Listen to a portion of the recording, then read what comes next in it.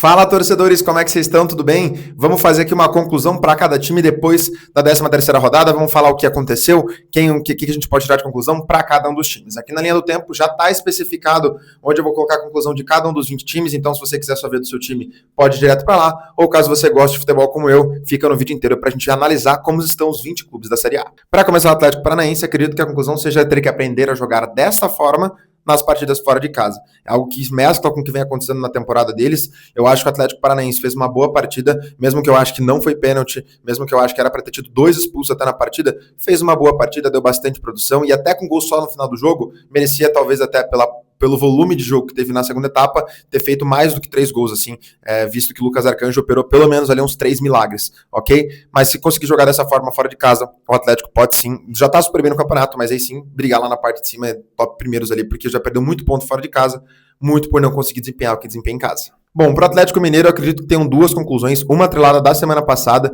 que é a questão da hierarquia que eu falei, eu acho que muitos jogadores, assim, por serem jogadores de grandes nomes ou receberem grandes salários e não estarem desempenhando isso em campo, acabam ficando no time titular por ter essa hierarquia de um cara mais, em teoria, com nome maior, com salário maior, sendo que tem gente no banco que merece ser titular.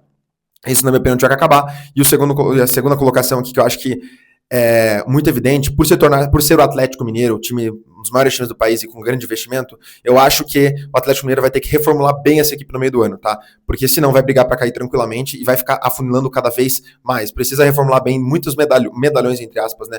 Mas que tem nessa equipe jogadores mais velhos que não vem rendendo. Talvez seja a hora de encerrar certos ciclos ali, trazer novos jogadores que não sejam necessariamente jogadores tão caros, mas são jogadores que podem render muito bem em campo. Bom, pro Bahia eu não gosto muito de criticar o Ceni, porque eu sou fã do trabalho dele, é um dos trabalhos mais longevos hoje do futebol brasileiro. Eu entendo as críticas da torcida do Bahia, é um time que, querendo ou não, né, sempre tá brigando lá em cima, mas sempre pipoca na hora H, na hora de decidir título, na hora de decidir classificação, mas assim, eu não sou fã de criticar o trabalho do Ceni, pelo menos não agora, ok, mesmo com os erros dele. Eu acho que só um adendo, assim, uma conclusão, que eu meio que tô forçando pra tirar, uma conclusão que vem de um tempo atrás, é que o Acevedo tem que ser titular dessa equipe, mesmo sendo um jogador que foi coadjuvante em muitos tempos, nunca pensou em talvez um Acevedo titular, um cara protagonista, mas ele vem se tornando nessa temporada. No jogo, acho que ficou bem evidente que boa parte do time, 90% do time do Bahia, nos momentos que estavam muito abaixo, quem se sobressaía, quem conseguia ainda assim jogar bem, era o Acevedo e tá demonstrando o alto nível que ele vem jogando. Bom, pro Botafogo, eu vou trazer uma conclusão comparada ao que eu falei semana passada, junto com um adendo que todo mundo já sabe, que também é uma conclusão.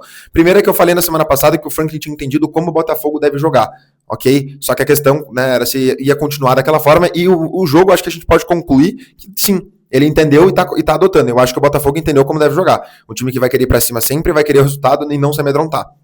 Coisa que fez em outros jogos, ok? Qualquer coisa, olha na conclusão da semana passada que eu dialogo bem isso que eu acabei de falar. E a outra conclusão é que é muito nítida que, cara, precisa de um goleiro, né? Um time sem um goleiro ali capacitado, pelo menos no nível do Botafogo, vai acabar perdendo os pontos importantes. Era uma vitória, querendo ou não, ali, e mais uma falha do Neto, mais um jogo onde ele deixa muito a desejar, e o Botafogo poderia ter sido com os 3 pontos, e agora sim encostado lá no G4 ou até G5. Mas, enfim, precisa de um goleiro se quiser, nesse meio do ano agora, trazer, se realmente quiser brigar lá em cima, como o Botafogo deve pelo investimento do elenco. Bom, pro Bragantino a conclusão é meio simples, se continuar assim o time não vai cair. Eu acho que foi muito evidente, dadas as últimas temporadas do Bragantino, que o Bragantino vai ser um time que vai brigar na parte de baixo da tabela. E se continuar jogando dessa forma, eu acho que não cai. Claro que foi uma derrota que ela machuca, porque assim, o Bragantino teve o segundo tempo para eles praticamente. O Palmeiras abdicou de jogar no segundo tempo, né? Não jogar, mas né, decidiu se retrancar. Mas mesmo assim o Bragantino chegou muito perto do gol. Eu acho que talvez melhorar um pouco nas finalizações. O Carlos Miguel também estava numa noite muito boa, mas pelo volume de jogo que vem demonstrando não só agora nos últimos jogos, e até contra um Palmeiras conseguiu demonstrar isso, mesmo com uma derrota, eu acho que se continuar assim o Bragantino não vai ter que se preocupar em ser rebaixado ou ficar na zona de rebaixamento. Bom, para a Chapecoense eu vou repetir a mesma conclusão da semana passada, tentar segurar o máximo de resultados até o meio do ano, e assim que abrir a janela mudar o time completo ou trazer novos jogadores, porque não dá, são muitos e muitos jogadores abaixo, tanto na parte defensiva quanto na parte ofensiva. Ainda acho que fez um bom jogo na garra, na raça, mesmo com uma partida muito, muito boa do Anderson, goleiro da Chape. Então ainda assim segue sendo esperar tentar conseguir o máximo de pontos e reformular a equipe de volta, porque nem Fábio Matias pode vir, treinador que quiser, Del Pozo, Fábio Matias, para trazer o Pepe Guardiola, que não sei se consegue vencer aquele time da Chape, que é um time muito abaixo, ok? Então, focar agora no meio do ano e tentar garantir o máximo de pontos possível para tentar fazer um bom segundo turno e quem sabe se salvar. A equipe do Corinthians, só vou dar um contexto antes, eu já falo a conclusão, mas é que a equipe do Corinthians, eu não tenho nem muito o que falar, porque eu acho que vai ser a mesmice de falar do que todo mundo tá falando, né? Que o Diniz tá fazendo um baita trabalho na parte defensiva, né? Muitos se esperavam um Diniz propositivo, tá um Diniz diferenciado, né, nesse trabalho do Corinthians, muito bom o trabalho dele até agora, um trabalho muito sólido defensivamente, não tá sendo aquele futebol super mega ofensivo e deixando muitas brechas lá atrás, tá muito bem realmente, então a gente tem que elogiar bastante isso, mas eu acho que não chega a ser uma conclusão, é algo que a gente consegue evidenciar, né, basta só olhar o jogo e os resultados. Mas pelo jogo, e aí pra mim a conclusão, e na verdade é uma conclusão que ela é uma forma de pergunta. Será que o lateral direito ideal do Corinthians estava o tempo inteiro no elenco? Cara, a partida que o Ranieri fez jogando lateral direito, cara, foi beiro dizer que foi impecável, ok? Foi muito boa a partida do Ranieri. É um cara que pouquíssimo jogou fora de posição durante toda a sua carreira e desde que chegou no Corinthians, sempre jogou mais na posição que sempre ficou. Se eu não me engano, foi o primeiro jogo que ele estreia como lateral direito. Jogou muito bem mesmo. E eu sou um cara que, com todo respeito, eu sei que parte da torcida do Corinthians gosta dele, mas eu não sou tão fã do Mateuzinho. Eu acho que ele sim tem bons resquícios, boas características em certos momentos, mas é um cara que peca muito. Então, talvez o Corinthians tenha achado o lateral direito ideal para eles e não precisava nem contratar, né? Tava o tempo inteiro no elenco. Bom, pro Coritiba é que o Coritiba precisa de um lateral esquerdo. Eu vou tentar explicar um pouco, eu acho muita sacanagem a gente crucificar o Bruno Melo, ok? Porque, sim, foi um erro infantil, foi uma infantilidade que ele fez, um jogador experiente não deveria fazer isso, mas, assim, eu acho que não é só por causa desse erro que agora acabou, meu Deus, não é assim. Querendo ou não, antes do Atletiba, ele vinha fazendo um baita de um ano, foram 6 jogos em sequência muito bons dele, eu acho que ele fez um bom jogo contra o Fluminense, então assim, ele mostra que ele pode ser importante em alguns momentos da temporada, mas precisa de um lateral esquerdo titular. Talvez eu acho que até que eu falei desse jogo contra o Atletiba, se você for ver, a moral dele vem baixando e o nível que ele vem apresentando de futebol vem baixando a cada jogo. Alguns jogos ele consegue ser melhor, ele consegue ser superior, mas ainda assim, se você for ver o jogo contra o Vasco, o jogo contra o Botafogo e agora contra o Grêmio, detalhe, de 5 jogos depois do Atletiba, 3 ele já foi mal, e antes ele não tinha ido nenhum, então acho que já tá baixando um pouco a moral, talvez caindo um pouco na realidade, então precisa trazer. Mas o que mais me bate na tecla, desculpa prolongar aqui, mas o que mais me bate na tecla de necessitar um lateral esquerdo é o nível de futebol que apresenta Felipe Jonathan quando entra, quando necessita dele. Porque a gente jogou, por exemplo, o jogo, se eu não me engano foi o último jogo, não lembro contra quem que foi, se eu não me engano foi contra o Vasco, que ele jogou de titular até. Que ele sobe e ele faz quase um meio esquerdo, ele sobe lá para a segunda linha, então assim, foi um papel diferente, nesse jogo ele foi bem, mas quando você precisa dele de lateral esquerdo, daí não rola, aí é um jogador muito abaixo, todas as jogadas do Grêmio de perigo depois da expulsão do Bruno Melo foram todas no espaço do Felipe Jonathan, então assim, fica difícil você defender, o Coxa precisa de um lateral esquerdo, até para o Bruno Melo pode ser um reserva, muito útil inclusive, ele é um cara que tem muitos jogos que ele consegue ser bem importante, mas precisa trazer um lateral esquerdo titular.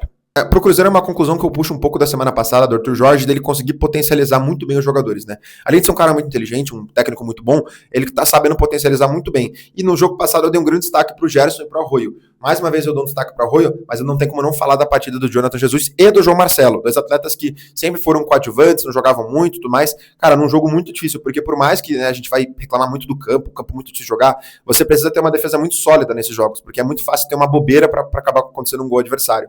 Mas ele foi muito sólido e ele conseguiu trazer essa rigidez defensiva e, além disso, elevar bem o nível do Jonathan Jesus e João Marcelo. Então, mais uma vez, implementando o da semana passada desse Arthur Jorge que potencializa seus atletas. Do Flamengo, cara, não tem muito o que falar. É um jogo melhor que o outro que o Flamengo vem fazendo ultimamente.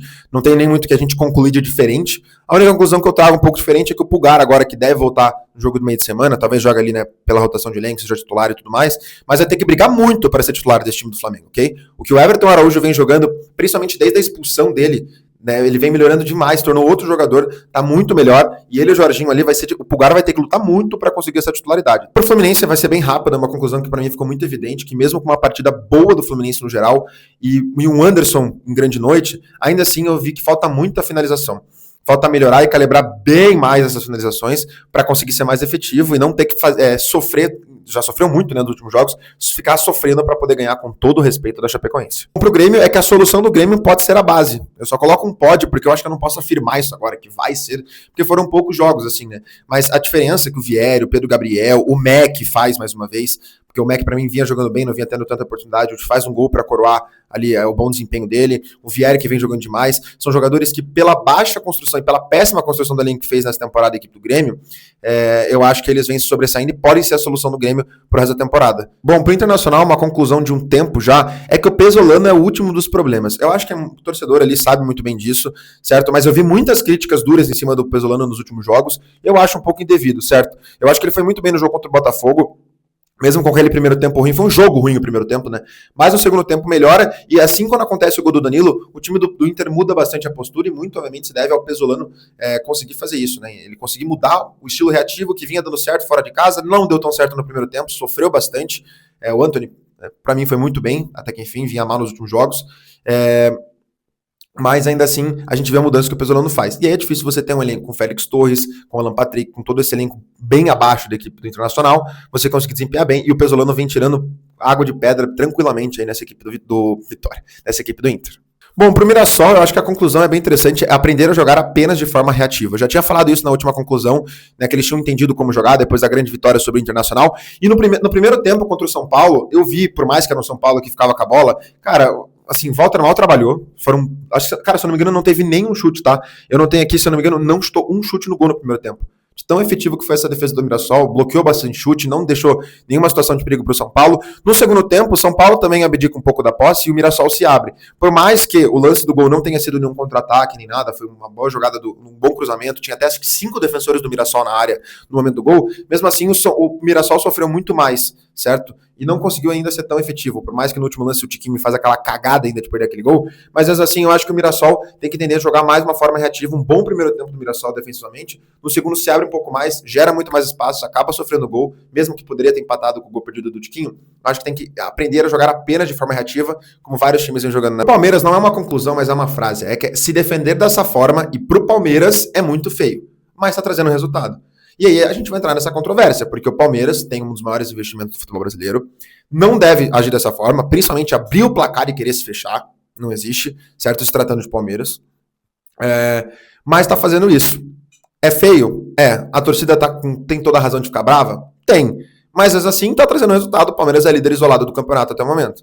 Enfim, é só não consegui tirar uma grande conclusão, só esse adendo geral da leitura do jogo aí, do que pode acontecer com o Palmeiras. Pro Remo, perdão, torcedor remista, vou repetir de volta o que eu falo quase toda semana aqui. As insistências de Léo Condé vão acabar rebaixando o Remo no final da temporada. E se repete, mais uma vez, insistências bobas, cara. Não dá pra colocar o Poveda no jogo. Não é jogador pra estar jogando ali, certo? Não dá pra você querer colocar o Iago Pikachu no jogo ainda. Não dá pra você olhar pro banco e querer colocar o Manga. Certo? Jogadores que não rolam. E aí você olha pro banco, você tem pra mim os melhores jogadores do Remo hoje, que é o Pico e o Diego Hernandes. Pô, cara, essas insistências bobas, jogadores que a gente sabe que não rendem, e deixar os melhores, não digo os melhores, mas os bons jogadores do banco, é foda te defender, Condé, com todo respeito. E isso aí vai acabando o ano do Remo. O Remo vai perdendo pontos importantes, pontos que não poderia perder. Lá na frente faz muita falta. Pro Santos é uma conclusão que a qualidade do elenco do Santos vai... Bom, para o Santos, a conclusão é que a qualidade do elenco do Santos vai fazer o Santos ou ser rebaixado ou brigar até o final para o rebaixamento. Eu acho que a gente pode culpar o Cuca. O Cuca tem grande parcela de culpa em tudo que vem acontecendo. Sim, não vou falar que ele tá certo, não tem culpa. Mas é que até quando faz um baita de um primeiro tempo, sólido defensivamente, muito letal nos contra-ataques, conseguindo 2 pênaltis, a gente vê um segundo tempo desmoronar por erros individuais. É um erro do Veríssimo, um erro do Diógenes, Lautaro perdendo gol, Rony perdendo gol. E assim, não dá. É difícil defender. Você pode criticar o Cuca, você tem o direito, mas não dá pra você defender que ele vá fazer uma equipe dar 100% certo com esses caras no elenco. Não tem como. É muito difícil. E eu falo do Veríssimo porque eu acho o Veríssimo até um dos melhores jogadores do Santos. E até ele falhou. Entendeu? Até ele falhou. Eu achei que o Ananias, por exemplo, foi bem no primeiro tempo. Acho que, se não me engano, até o molecão estreou. Fez um bom primeiro tempo. Mas aí, a confiança dele do lado dele, em teoria que era o Veríssimo, até ele falhou. Então assim, cara, eu acho que o Santos tem todo o direito de criticar o Cuca e tudo mais, mas eu acho que, cara, pode vir o treinador que for, que duvido que mude essa situação, tá? Então essa é a conclusão que eu tiro, que o elenco, se não mudar bem o elenco no meio do ano ali, vai brigar feio pra cair. São Paulo, eu vou falar o que eu falo toda semana, Roger Machado tem que ser demitido, não vou prolongar, falo toda semana isso, o resultado engana demais, o São Paulo não jogou nada, não sabia nem o que estava fazendo, não criou quase nada de jogadas, mesmo com o Mirassol fechado, o time de São Paulo tem que ter essa qualidade de poder criar jogada. Não conseguiu, e o resultado engana demais. É mais um jogo que o Luciano garante o cargo do Roger Machado aí no São Paulo. E assim, repito, se o São Paulo quiser sair dessa situação, que tá agora de jogar mal, né, de voltar a ser aquele que era com o Crespo, é mandar o Roger Machado embora. Quase que eu não vou tirar nenhuma grande conclusão, mas é só bater um papo sobre o Renato. Eu acho que o Renato tem culpa, como todo treinador tem, mas ainda assim é um dos menos culpados ali desse elenco do Vasco. Porque, cara, eu acho que assim...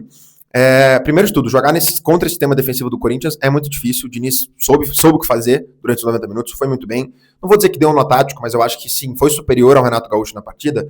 Mas é que, cara, é muito difícil você querer cobrar alguma coisa do Renato com esse elenco. Me desculpa. Assim, me desculpa. Você vê até, eu digo até vendo de fora, assim, né? Se você olhar as críticas da torcida do Vasco, tal jogador tá muito mal, tal jogador não joga nada, nossa, tem que tirar tal jogador. Os comentários são sempre, tá bom, mas vai colocar quem? Você olha pro banco, não tem um cara de qualidade ali que vai mudar alguma coisa.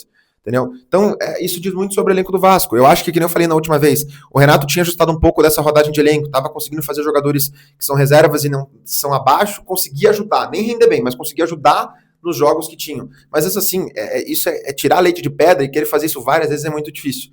Mais uma vez, o Vasco faz uma partida, ao meu ver, relativamente ok, mas ainda assim a gente vê muita qualidade de jogador que peca. Cara, é passe bobo, é cruzamento errado, é finalização na cara do gol errando, são coisas bobas que eu acho que, né, com jogadores melhores, talvez o Vasco não tivesse nessa situação. Bom, pro Vitória, não vou nem entrar na questão do jogo, acho que eu bato palma pro Fábio Mota pelo que ele fez depois do jogo ali, em pelo menos, né, e reclamar da arbitragem publicamente.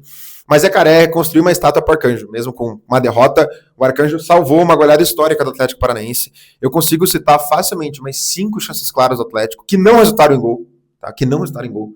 Foi muito bem, muito mal, desculpa, hoje a parte defensiva. Mais uma vez o ataque peca, ok, peca bastante. Mas, defensivamente, onde se salvava um pouco Vitória, fez uma partida muito ruim. E eu não vi nenhuma, tipo assim, um cara, sei lá, o Kaká fez uma partida muito abaixo.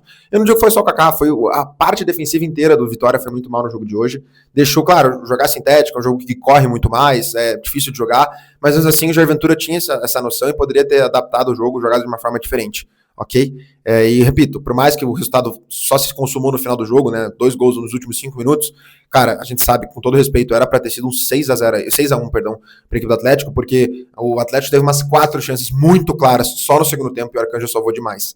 Beleza? Então, conclusão da semana, vai construir uma estátua para o Arcanjo. Enfim, foi essas 20 conclusões, espero que vocês tenham gostado, deixem nos comentários o que vocês concordam, discordam, adendos a mais, e é isso aí, tamo junto, até semana que vem.